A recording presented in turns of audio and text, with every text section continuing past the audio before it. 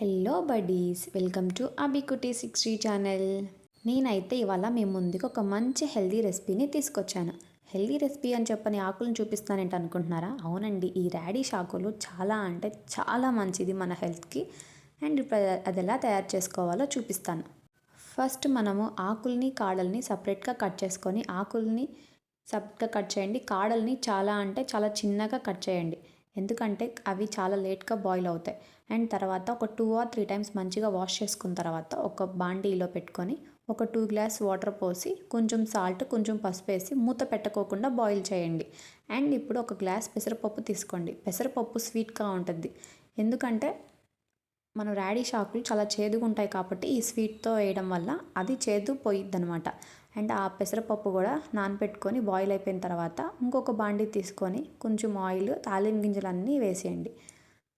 అవన్నీ మంచిగా ఫ్రై అయిన తర్వాత 2 ఎండుమిర్చి 5 చిన్నులపాయలు వేసి ఆయిల్లో ఫ్రై చేయండి.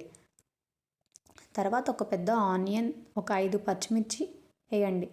మనము ఇంకా కారం ఎక్కడ వేయమన్నమాట, అందుకని చెప్పని పచ్చిమిర్చి మీ మంట తగ్గట్టు వేసుకోండి. అవి మొత్తం ఫ్రై అయిపోయిన తర్వాత ఒక పెద్ద సైజ్ టొమాటో తీసుకొని టొమాటో కూడా మంచిగా ఫ్రై చేసుకోండి.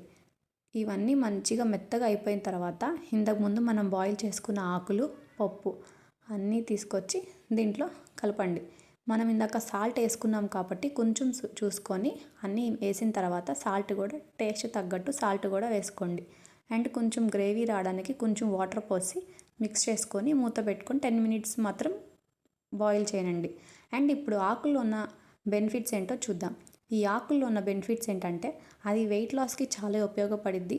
అండ్ స్కిన్ మంచిగా గ్లో అవడానికి కూడా చాలా యూజ్ అవుద్ది.